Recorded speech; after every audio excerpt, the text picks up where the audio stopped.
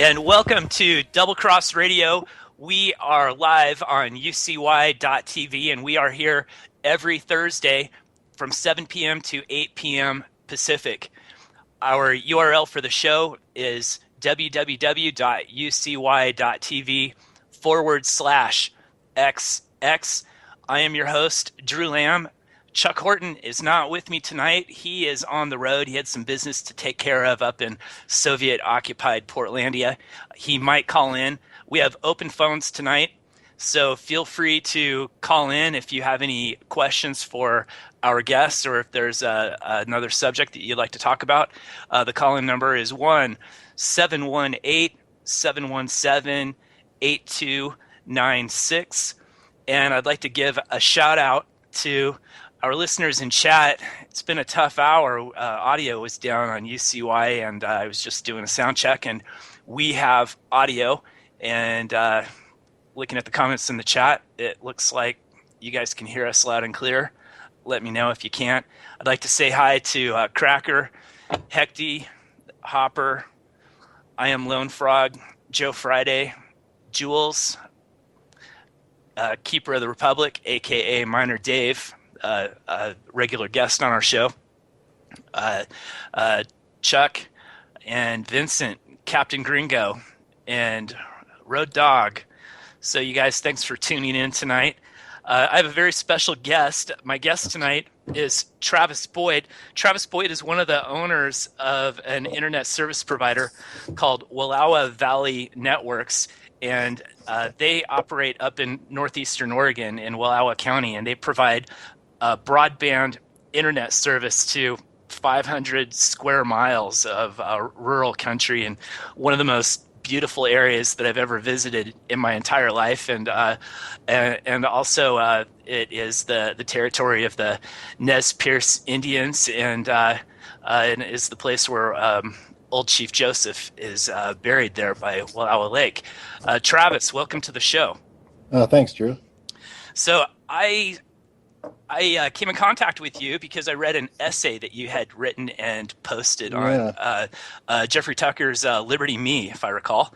Yep. And then Gabriel had shared it over to his page, and I read that, and it really resonated with me. I felt instantly sorry for you too, because I knew that this type of thing was going to happen. When and we'll get into this as we start talking about your business. But this is one thing that Chuck and I always try to get people to understand when they say there ought to be a law about this or a law about that, is that there are unintended consequences. Yeah. And you take this net neutrality stuff, the supporters of this go, well, this is just going to make things more fair, and it's going to, it's going to, make sure that free speech is, it's going to level the playing field. And it doesn't, it bulldozes the playing field and wrecks people's business. So, I'll pass the mic over to you and just tell us about your business and what you guys do, and what's happened with this net neutrality, and also this issue that's come up with the state of Oregon as well. Okay, thanks, Drew. Well, yeah, basically, kind of go back over for those who haven't read the article. Although it took off more than I ever thought it would, just for basically typing out my frustrations at 2 a.m. While I'm sitting here managing the ISP.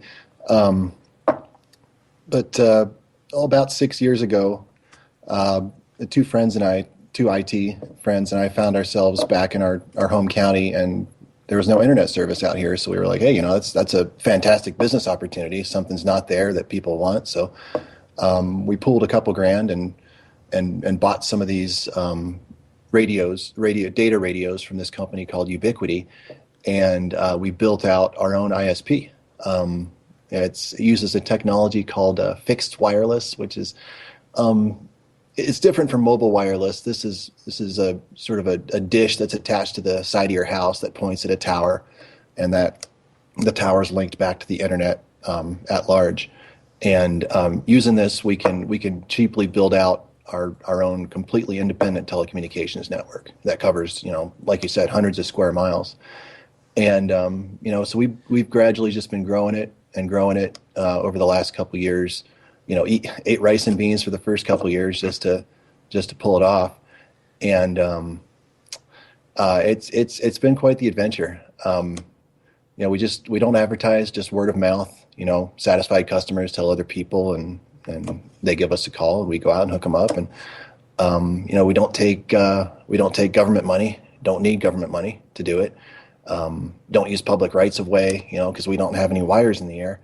So it's up until the network neutrality thing, it's been a very lightly regulated business space, and that's another reason I got into it. I try and steer clear, being self-employed. I try and steer clear of overly regulated spaces. You just Yeah, can't. same here. Yeah. Yeah, if you're a one or two man shop, you just the regulation usually will kind of price you out of that. You go from being an entrepreneur to being a Just bookkeeper or Yep. a person who just fills out forms all day. Yeah, yeah. And there's, using radio, there's still a few forms I've got to file a couple times a year with the FCC, but it's like a one page thing. Well, up until the Network Neutrality Act.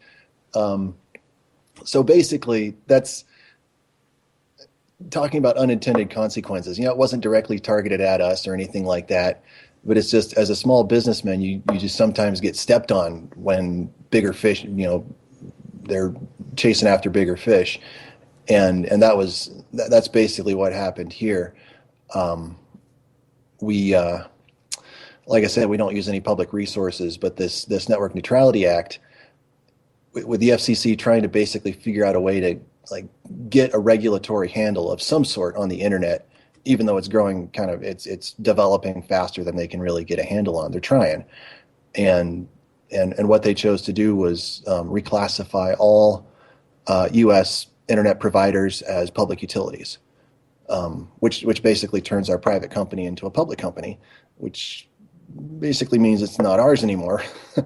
um, we're just a two-man shop here, entirely self-built, and so that's, as a freedom-minded entrepreneur, that's kind of a deal breaker for me. So What a lot of people don't realize is that when you have these utilities and they're regulated, usually they have some sort of government granted monopoly, like mhm. say a company that provides water to a city, and so there will be an agreement entered into, and they provide the service. Or in a lot of cities there's only one trash company or something like that, where there should Right. be multiple things. I don't think that trash service is really the same as providing water. Let's say there's only like one river coming through or a creek coming through an area, but Mhm. that's not the case with a business like yours. You're totally subject to competition. Oh yeah. In fact, there's there's little ISPs like mine all over the place. WISPs, wireless ISPs. Um, you know, for anybody listening, you just do a search for a WISP. There's probably one operating in your area. You might not know about them. They might kind of play it low key, but they're almost always there in the rural areas. And we're basically that other option. We're the you know, when they talk, the FCC talks about and the government talks about, oh, there's not enough competition in the internet space. Monopolies are running roughshod over customer rights, consumer rights, and stuff like that. Well, yeah, there is an option. It's us. You just don't hear about us because we don't have a lot of political clout. And talking about a point you made earlier, we're not larger telecoms these days in the U.S. are essentially part of the national security state. Hmm. Yeah, they're basically an extension of it, Right. and we're completely out of that. You know, we're little completely independent networks doing our thing, building out in rural areas. So we just don't have a seat at that table. We can't Right. afford a seat at that table. Right. So, And you created something where there was nothing. right. Yeah. It's using the government funded or the government supplied money paradigm that is just even with that, it's not cost effective for um, larger ISPs to build out here. Right. Because of the other thing we can do is we're not just avoiding public rights of way with the wireless stuff. We're able to make deals with private people. Like we've got Hmm. stuff on people's barns and then people's roofs and people's sheds, Hmm. providing coverage to little areas, you Hmm. know. So it's just if you're more flexible like that, you can make local deals. You can actually make it work out, even if Right. you're just chasing 3 or 4 homes that are back in this clump of trees or something like that. Right. And it's a very mountainous area Mm. where you're at. I mean, the Wallowas are like the Alps of Oregon. It's a Yeah, beautiful country there. yep. So it has to be kind of tricky to get the signals going where you want them to go. And It's it's not like you could um, put a plow on a train and run a wire. no, And, not that would be. Yeah, we've got stuff on 7,000 foot mountain peaks. We've got a really nice solar relay covering the Wallowa Lake Basin. mhm, If people want to get a really nice, if you want to see a picture of probably the most perfect glacial moraine in the world, just Google Wallowa Lake, yeah. and it's amazing. Um, but it's we couldn't get a line of sight on that from any of the towns, so we had to put a little 30-foot tower up on the eastern moraine and a couple solar panels and batteries, and um, that got us about 150 customers, I think. Incredible. Wow. Yeah. And so do you have many employees? No, there's just two of us. It's myself and one other guy. So we've got, like I said, we just passed 500 square miles of coverage, and that's most of the county at this point. And yeah, it's completely possible. We're not too overtaxed or anything like that. Right, right. So how has this net neutrality affected you, or how is it going to affect you? Well, yeah, I was just it actually got past 3 to 2 while I was on the plane down to Anarchapulco, which was fantastic for anybody who And heard to about. to our listeners who might not be familiar with Anarchapulco, that was an event that Jeff Berwick put on down Mm, in Acapulco, Mexico. And Jeff's been on our show, I don't know, 4 times or so. mm, Jeff has come on to talk about the economy, trading gold and silver, mm, expatriation, Galt's Gulch down in Chile, mm, and we'll get into that stuff a little later on. So mm. so how was that? What was it like down there? I really wanted to go, but I It couldn't get was it away. was it was great. It was less like a conference and more like 300 friends getting together. Um, and it should have lasted a couple weeks because I barely had time to say hi and introduce myself to uh, not even half the people that were there. But yeah, it was fantastic. I learned a lot, and there should be some good video popping up on YouTube here over the next week or so. Um, Well, I yeah. like what Jeff is trying to do. He's trying to get more anarcho-capitalists, Hmm. voluntarists. That's the nice way that we describe ourselves, the non-scary way that we describe ourselves.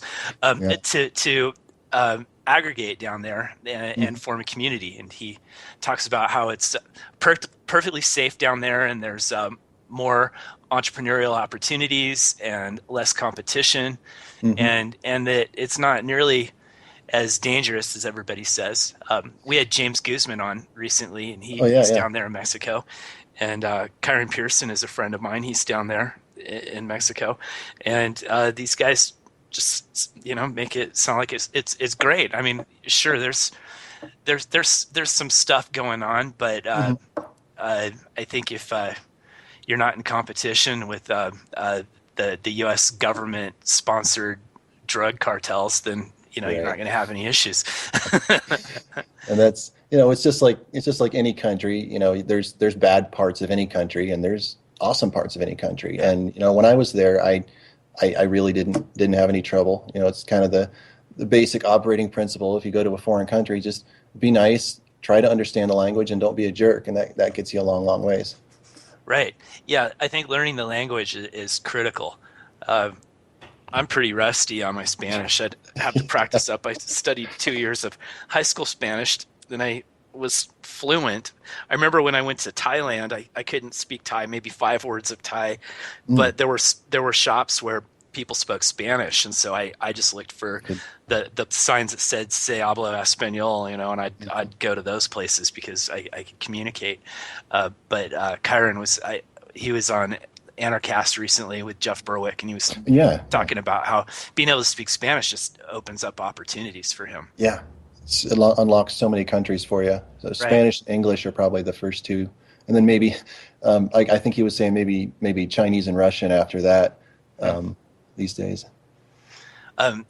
So we'll get back to expatriation in a moment here. Sure. So back to this net neutrality. So this goes into effect, and it sounds like it could affect all kinds of elements of how you do business, especially if you grow. Right. So, and this came simultaneously with an Oregon tax issue as well from the state of Oregon. So it's kind of the straw that made me go, okay, that's it's time to think about things here. But the network neutrality thing, it was put forward. It was pushed forward by consumer pressure because of one principal issue, which was it's a little bit technical, but Netflix and Comcast were having a disagreement over something called peering, which is basically the point where the network that Netflix uses to distribute stuff connects to the Comcast network, and there was some money issues and some legal issues that they were discussing. But this is something that happens all the time. Peering agreements are, it's a sort of a legal agreement between two companies. We send you this traffic and you send us that traffic. And it's always been worked out before in the past by the free market. You come to an agreement, money changes hands. Okay. Sure. But because Netflix, it's just changed the picture of internet operations so drastically. Now they're probably, during our peak time in the evening, they're 70% of our traffic is Netflix. And wow. Yeah, it's really changing the business model a lot. But we can cope with it. Uh-huh. But a lot of these larger providers were having to do some upgrades that hit their bottom line. And so your service provides speeds up to 26 Mbps, is that right? Yeah, 26 megabits. Yeah. And that beats the FCC's definition of broadband that they just rolled out. They just upped the definition to 25 megs. And having gone to 26 megs a couple weeks before that was somewhat satisfying. The local telco only goes up to 24. So technically we're the only broadband provider in Wallowa County now. Incredible. But so the big one for me was the reclassification as a public utility. Being a self-made company and taking pride in that basically, the way I've phrased it to some people, it's kind of like somebody walking up and taking the title to your car and then patting the dashboard and saying, hey, take good care of my car and don't drive it too fast or on bumpy roads. you know. Um, and it brings into my, okay, so should we invest any more Right, in upgrading our network since it's right. not technically ours anymore? It's more of an extension of um, um, the public internet as a whole. Sure. It's yeah, it starts to get into an ethical questions about Absolutely. Yeah. how do I want to even, is there, the space for this sort of entrepreneurship in this country is narrowing Right, and narrowing and narrowing. right. And um, and so that was the principal thing. There's some questions too about the further developments. The FCC has basically rolled this out with a lot of conditions attached to it, saying if you're a small provider, we won't impose the heavy duty stuff, the price and wage controls, the line sharing requirements. Because wireline companies that were already under this classification, they've actually got to have their network open so that competitors can buy access through their network to the end customer, because you're a public utility. You're Right. using the public space. You have to give. So being a privately built network, that would have really bit. So they haven't gone to that stage yet. But if you dig into the FCC's documents and you look at the administration that's shaping up in the 2016-2017 election cycle,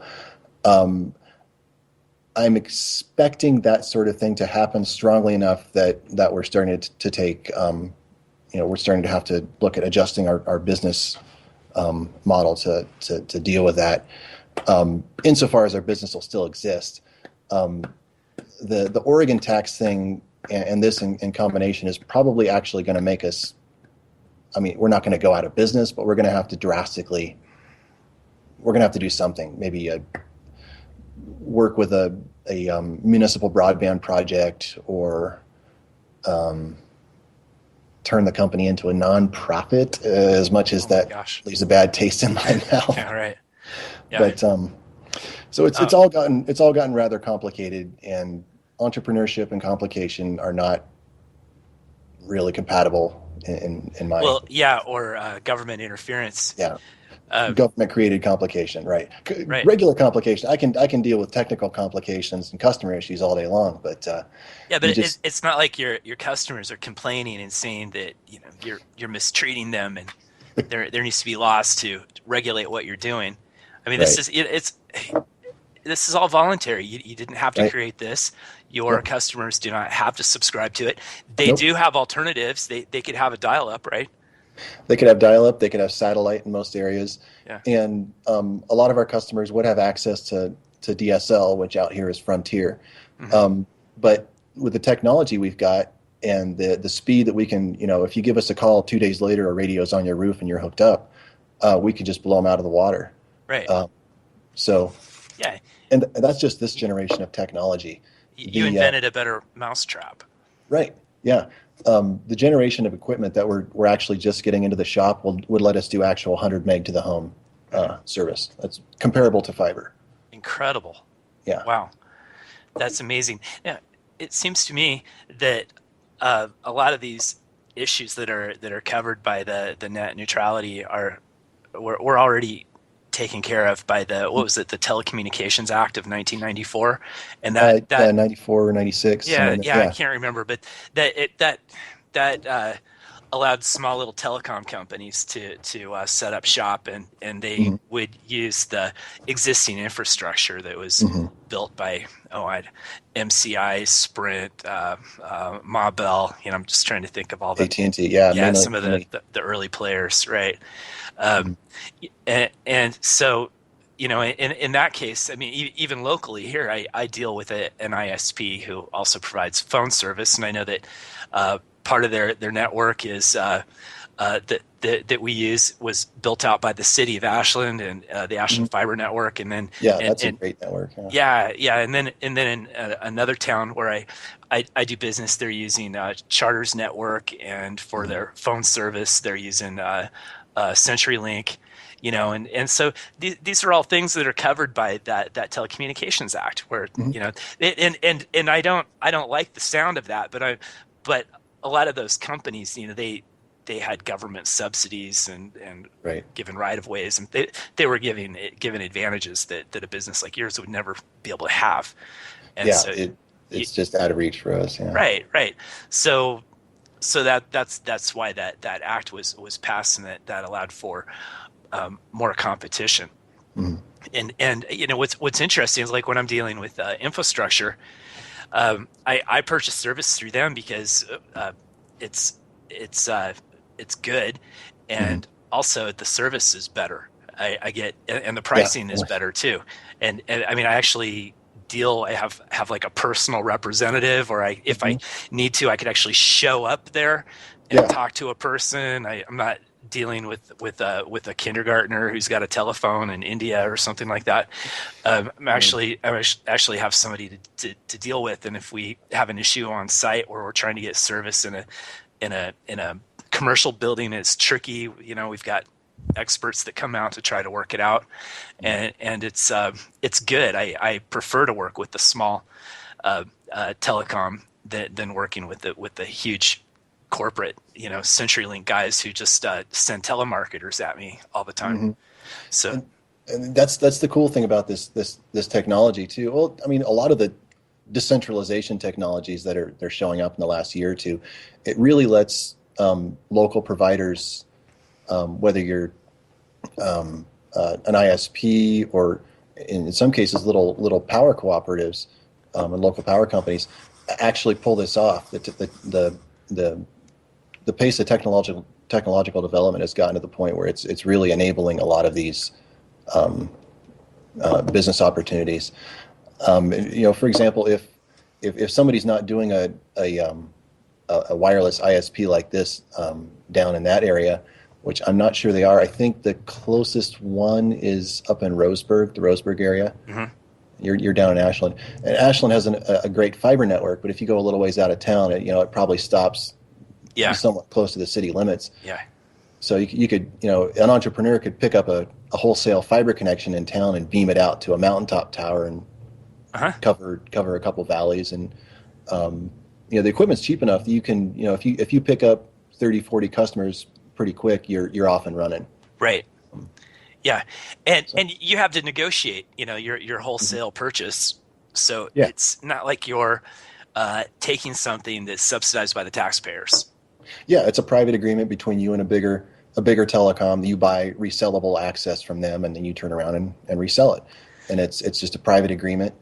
Um, we do something similar here. We've got a private agreement they're called interconnect agreements with Frontier, and it specifies, we're going to buy X from you, and if you want to buy stuff from us, this is the rate. It's just a completely, between two companies, legal private agreement, and Hmm. that's how the internet's developed so far, and it works great, and the government doesn't need to get involved. Um, So are they going to tell you things like how much you can charge, what kind of service you have to provide, quality of service? Are they going to regulate how much you have to pay employees, things like that?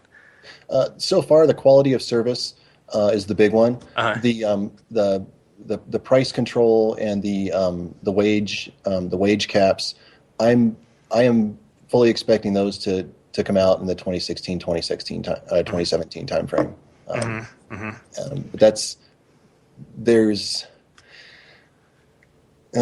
I just got they just published the full thing today. It's 400 pages worth of tightly packed black and white, and I'm just going through it line by line to try and get Tedious. an idea of what the time frame is for a lot of these more intrusive regulations. But this, yeah, it's it's just changed. It's just kind of taken the wind out of my sails as far as entrepreneurship in the U.S. Right. at this Yeah. point. Yeah. I can understand completely. I mean, just with my businesses, the regulations just uh, drive me up a tree. And Mm. so my latest business that I started a couple of years ago is an aquaponics farm, but Oh, really? I've I'll designed never it. guess what I. Yeah, This is crazy. I've designed it in such I've designed the business, and I continue to design the business in such a way that I try to interact with government as little as possible. Yeah. So for example, um, I have no interest in being certified organic. You know, my slogan is beyond organic. All of my stuff has to be fish safe. I'm very, very picky, and I actually there's things like coconut coir that is in a lot of uh, Mhm. organic produce operations. You know, where they use it as a grow media. I won't even use Right. it because most of the sources I've tested were radioactive. But Oh, wait, yeah. it's considered Right. organic and okay, but I don't consider it okay. And so I know that the USDA helps to create those standards, even though the Mhm. Oregon TILF implements them. But just because of that, because the USDA is involved in that, I see it as a dangerous road to go down. You know, you've got Mhm. a USDA that's steered by Monsanto, telling Right. small farmers how they're going to operate. You know, I don't want Yeah. any part of it, and my customers don't care. I tell them exactly what I just said, Yeah. and they Just be completely transparent. agree with me. They'll come, they visit my shop. I have an urban farm. It's all in a warehouse, and Oh, they cool. visit it. They see what's going on. They know how I grow things, and they're cool with it. And that's it. That's how it should be. And so, you know, my customer certifies that my product is Mhm. good, Yeah. and Satisfied customers are the best certification you can get. Yeah. yes, and my healthy fish say yes. Everything in here is good for us. That's really cool. I'd actually like to come visit your operation. That's I, there's some interesting synergies in the freedom community going on these days. Absolutely. Well, I basically, what I we're trying to do is create create more competitive communities. You know, communities that will work better and create happier, wealthier people than this current system that we're having to suffer. yeah. And you know, I'm an agorist. That's Hmm. almost the same as being a voluntarist or an anarcho-capitalist, Maybe a but further step beyond. Yeah. yeah, but agorism for our listeners is basically where you're taking libertarian principles and you're putting them into action in the free market, Hmm. typically black market, and the Silk Road epitomized agorism. Yeah. Uh, so uh, that said, um, you know, one of the things that, you know, talking about this organic deal, like for example, in the aquaponics industry, um, you could feed your fish, you know, food that was derived from GMO crops, Hmm. and yet you're using the waste from your fish to grow your crops, and they can be organic, you know. Hmm. So I don't really see how that's organic. I try to produce as much of my own feed as I can through composting with redworms and black soldier flies. I know I'm Oh, taking us yeah. Soldier flies. off topic here, but by just like Well, shunning the government implemented standard, yeah. I'm The I'm regulation is. yeah I'm creating a different standard that's actually a higher standard, Mhm. And and if you buy into their regulatory system, that's sort of it's making a deal with the devil. You know, that's right. that you're stepping into their arena and even trying to get certified in a sense is kind of compromising the spirit of what you're trying to do. Right.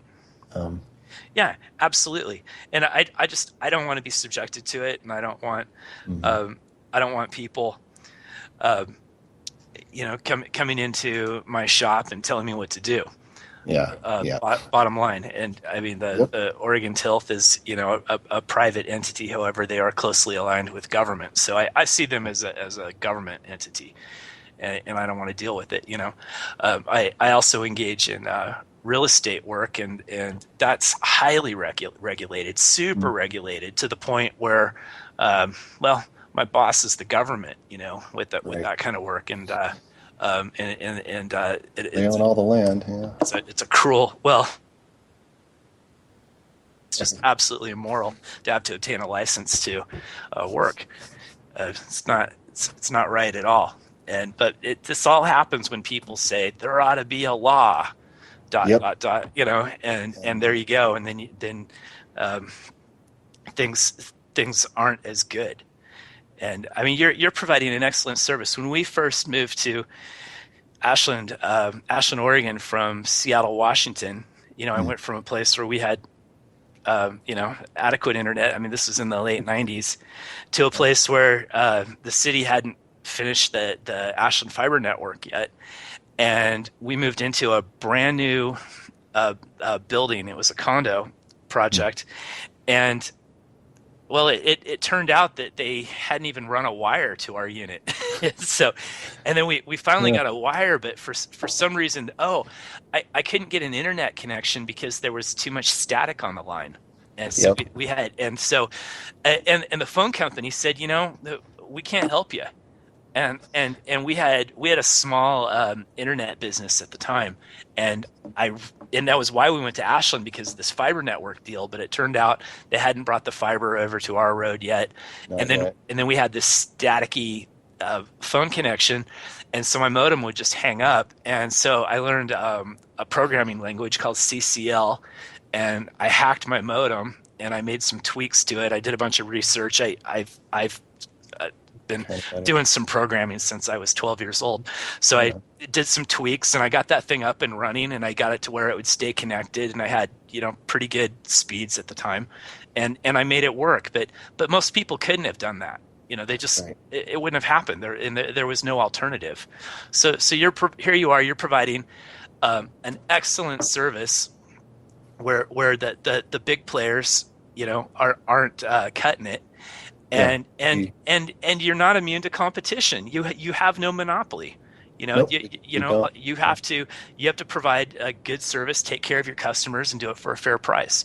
Yeah. And And price is king. And if you're not price competitive, your customers can and will drop you like a hot rock. So you've got to be on it. You got to keep them. You got to keep folks happy. There's, the FCC was using the worry of, people are going to throttle Netflix, and they'll mess with your connection, and the shenanigans. There's no room for shenanigans in a small business. Your customers, even if you were inclined to do that, which I'm not, your customers wouldn't permit it. They would just jump ship. right, So it's sort of a self-regulating thing. right, Local small businesses, you're part of the community. You got to sit next to this guy if you go to the pub. right, You're not going to give him right. a hard time. So Yeah, yeah. You're yeah. going to see these people at the grocery store. These are Hmm. people in your community. Yeah, Yeah, these are my friends and fellow businessmen here. I'm not right. going to. Right. You have to give people a fair shake. I know that's, we live in a very, very small area, semi-suburban, rural, and that's how it is. Your reputation is everything. Mhm. It's very important. So can you explain a little bit what's going on with the state of Oregon? The state of Oregon. Well, this one's a little bit more complex. Um, Essentially, there's a number of taxes that Comcast has been paying in various counties, mainly the metro counties in northwest Oregon, um, and they felt that they weren't really required to pay them, and this has been going back and forth legally for 5 or 6 years, I think, and they finally. The Comcast lawyers finally figured out that they did have a legal leg to stand on, and they weren't really subject to these taxes, and they made their case. Um, there was sort of some behind the scenes political stuff going on, because a lot of the counties that have been collecting this tax money, usually if something's up for dispute, you might maybe put that money into escrow and wait before spending it until the decision's made, so Mhm. you aren't faced with a situation. But a lot of these counties are so strapped, especially the PERS pension fund here in Oregon. This money went right back Right, out the door in many cases. I right. think Multnomah County is the only one that maybe kept it in escrow, but even Mhm. then, people aren't really sure whether the account's actually full or not. Huh. So politically, it's not really politically possible to give that money back. Right. So the Oregon Supreme Court basically did some fancy legal footwork and got Comcast reclassified as a different type of company that was subject to these taxes, Mhm. and did it retroactively, Mhm. which is kind of messed up. Mhm. But in order to do that, they had to lump all telecommunications providers in Oregon in with Comcast. So Comcast lost their case, due to legal shenanigans, and the rest of us small guys got dragged in with them. And what that means is we're subject to this class of taxes called intangibles. Well, first of all, it makes us subject to for property taxes subject to central assessment by the state instead of locally. Usually, your property taxes are done on a county Yeah. by the Right. county. They figure out, okay, Right. you got some stuff Right. in the county right away, and it's And you're worth making X. tons of money with it. Right. Right, you're making tons of money, and so you should pay us some of that Yeah. because you have Yeah. guns and stuff. Yeah. It's like, yeah, Don Finucci is your Yeah, county commissioner.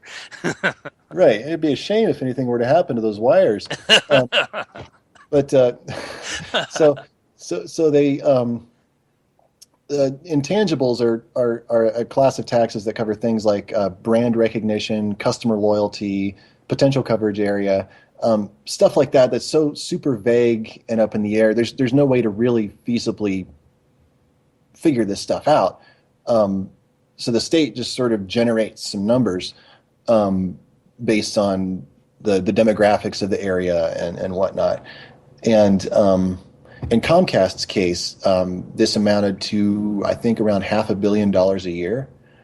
And for us, there's a number of forms sitting on my business partner's desk over there that we're going to have to get filled out in the next couple of weeks and turn in, and then we'll see how badly this hurts us. But if what Comcast is going through is any indication, it's going to be a bit of a bite. And this also has the effect of making it make zero sense for us to actually build anything.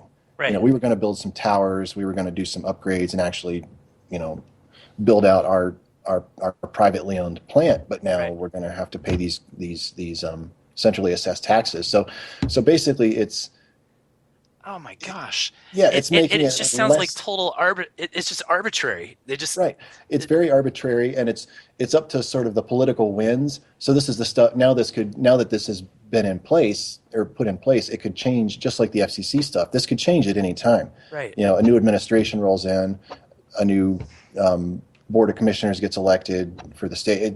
Boom. And as a small business, you've got to at least have some. You got to be able to plan a couple years out and figure out how you're going to work. And it just you can't plan, you can't No. strategize. No.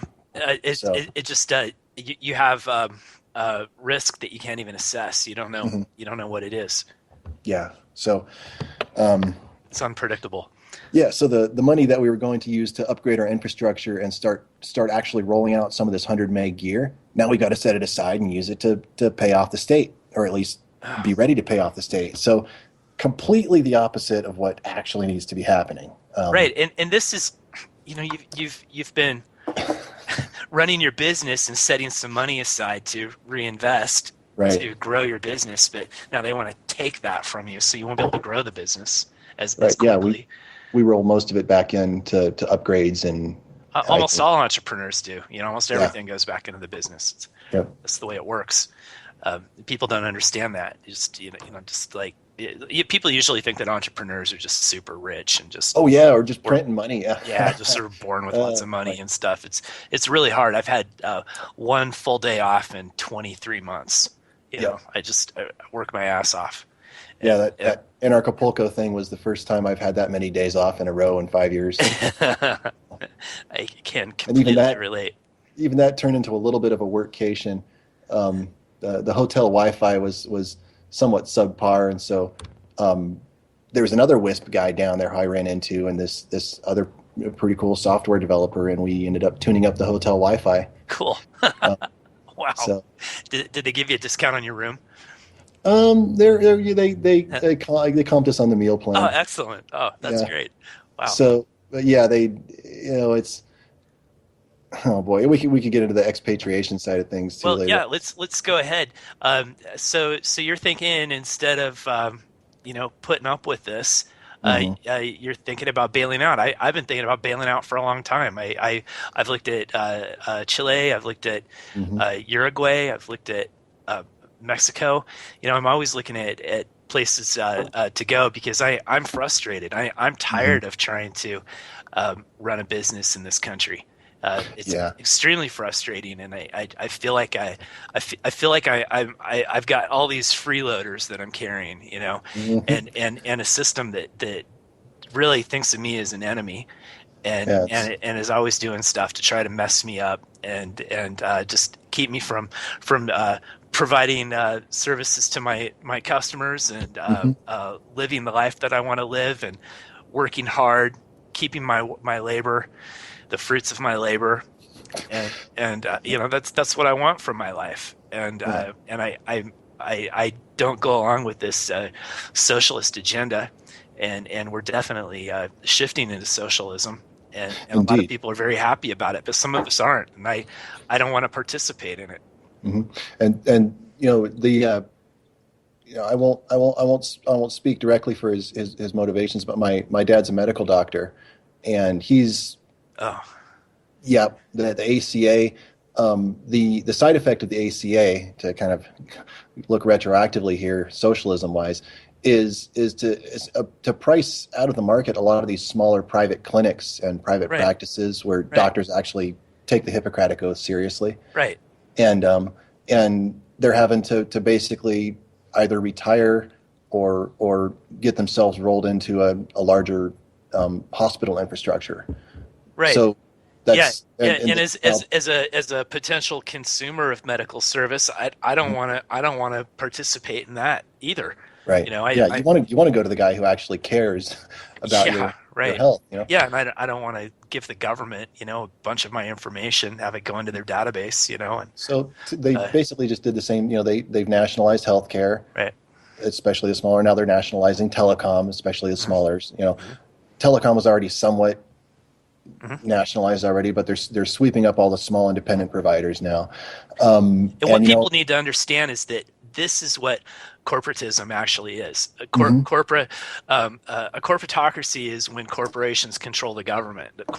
corporatism is when government organizes labor and industry, and that's Mhm. exactly what's happening here. This is corporatism. Yeah. This is based on Mussolini's business model. Yep. They don't have to raise, and they'll put it. The big corps will put up a token resistance to the regulation, Right, and they'll let the government take, you know, 3 steps forward and force them to take 1 step back, and the regulation raises high enough to wipe out the smaller guys, but the bigger guys can handle the regs because they've got a whole department to do that. right, And then because just in the telecom space, like I told you, we're eating Frontier's lunch out here, and smaller providers like us all over the U.S. are gradually chewing into the edges of the big telecoms because we're right, just better. right. And what's the easiest way to compete if you can't do it technically? Turn to your political, Yes, angles. absolutely. Yeah. So, you've been looking at a project down in Chile called Fort Galt that's Right. been put together by Gabriel Scheer and a few others, Luke Crowley and Luke Crowley, yes. yeah. And so I have been following that project for a little while since I've become Facebook friends with Gabriel Scheer, Hmm. and so I've been interested in it because I was talking to Berwick, you know, when he'd come on the show about Hmm. his Galt's Gulch project, That's and Project. Yeah. yeah, and I was, you know, that was interesting, but it didn't look like it was really going to be quite the thing for me. You know, it looked like, It you was know, a like it was. little too far north. Yeah, it was a little dry. Yeah, Uh, and you know, it just looked like something you had to have some real big money to right. play, and it just wasn't quite fleshed out the way that I thought it could it could work for me. So I know that my co-host Chuck, he was looking seriously at it too, Yeah, and I was, boy, that's a I was actually going to build a fixed wireless network to cover GGC. oh yes, I'd lined up bandwidth from level 3 in Santiago. I was going to beam it to the top of the mountain oh and cool, broadcast it down in the valley. And I had had it pretty much a business plan written up and everything ready to go. And just, yeah, yeah, just things did quite. Ken just never got back to me on that. Yeah, yeah. So. Yeah, I don't know Ken personally, but I've Right. listened to the complaints about Ken. I've read about Yeah, the not complaints knowing and him problems. personally, you can't Yeah, directly judge, but you can look at somebody's performance and go, "Boy, I wouldn't want to do business with that guy." yeah, you're lucky on that, I but am. maybe the investors would have made good on it and paid you whatever you were owed. I'd imagine they would have done that, You're right. and they'll probably get that project rolling. And Hmm. it sounded like they were knocking out the issues, but it's Yeah, good to look at, absolutely. to look at other things, And so I've been looking at this Fort excuse me, Fort Galt, Hmm. and it looks like it's like a big lodge, uh, Yeah. where you could have like-minded anarchist entrepreneurs Hmm. can live and collaborate on projects and have workspace and basically live the lifestyle that we'd like to live, which is to be able to uh, do what we wish without infringing upon the rights of others, operate our businesses without owners regulations. But of course, I mean, you've got to deal with the Chilean government at some point Sure. with certain things, and so Yeah. but Nowhere's perfect, but right. So how did Fort Galt come onto your radar screen? oh well, I when I actually I'd started talking to Luke Crowley when he went to this project called Open Source Ecology. That's sort of a open source sort of a research and development station in Missouri. It's kind of it's a farm endeavor, which is pretty cool. He'd gone through that, and so I messaged him online saying, "Hey, what was that like?" And we started talking, and I'd been looking at getting a space in the original Fort Galt idea, which was going to be sort of a capsule hotel, kind of like a Japanese capsule hotel, if you ever heard of Uh-huh. one of those things. You Uh-huh. got a teeny little space, just big Yeah. enough to act as a lily pad. And so I was going to, get one of those and use that as just a way to get a foothold in Chile before, heading further south. So when the GGC project ran into the rocks, Galt's Gulch project kind of hit the rocks. Luke and Gabe and a couple other folks got together and decided, this was a pretty viable project. We're going to go further south. We're going to find a piece of land, and we're going to make a go of it on a smaller, more manageable scale. And they ended up down in the Lakes District of Chile, which I was super excited about. I've Mm. wanted to live in that part of Chile pretty much my whole Yeah, adult it life. looks beautiful. Yeah. Yeah, it's just the northern edge of the Patagonia is just an amazing part of the Mhm. world. Mhm. And then Luke was really strongly focusing on the maker community aspects of it, and I've Right. always really been interested in the maker movement, and um, you know, so the combination of things that's just coming together has been pretty amazing. Right. Um, and I'd been looking at starting an aquaponics business here, Hmm. which is pretty cool. You're into it too, Hmm. Hmm. and I'd actually given a little test operation one go, and I thought, this is pretty cool. Hmm. I really like this. It's really peaceful, sort of productive pastime. Hmm. Yeah, I I love it. was, yeah, I was going to go commercial here, but with the issues with the corporatism, the government corporatism issue, I just can't be confident that I could build this amazing commercial facility and then they nationalize the food supply or something like that, Right. and I find Which myself they right could back do if under they it. wanted to. Yeah. Yeah, they could, and it looks like one industry after another is going in that direction. So you know, I'm going to work with one of the other Fort Galt early adopters who I've met through the project, who's really cool. And I'm really looking forward to building a commercial aquaponics facility in conjunction with the Fort Galt project right there, Mhm. and we'll be start off feeding the community itself and Yeah, expand to the maybe I've been looking at the plans, and maybe you could talk them into having the centerpiece, the aquaponics system, instead uh, of the swimming pool. well, yeah, the swimming pool is sort of. I think that's been it. it looked pretty cool, but the consensus is that more maker space, less swimming pool. So I Right. think I'm just going to go with a I couple nice agree hot tubs or completely. something like Yeah, that. I totally Um, agree. I was like, but not a the swimming pool. Oh, geez. but yeah, No, it's almost sort of it's kind of like a sort of a combination of an open source research campus and a family friendly entrepreneurial environment, right. and a bunch of so many other things. It's really the buzz that's going among the early adopters is just there's business idea after business idea bubbling to the surface, and it's Hmm. just fantastic. Hmm. So the idea of being an entrepreneur, living in this environment where if you come up with a contract or a commercial idea, there's the skill sets you need are just down the hall or across the way, Right. is really attractive. Right. Um, but like you said earlier with the Chilean government, no place on the planet's perfect. Right. Every place has got its issues, and so really, and some people in Acapulco actually spoke to this. You want to try and spread yourself out a little bit. Right. Yeah. Have a good portable skill set, at least something that you can do on the road, and um, yeah, just keep your eyes as open as you can for political risk because the only thing you can really count on maintaining control over is yourself and what's between your ears. Yeah. Yeah. So, Yeah.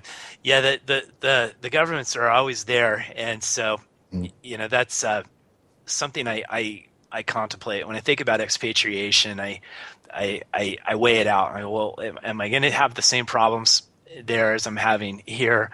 right. What's the likelihood? What kind of influence can I have?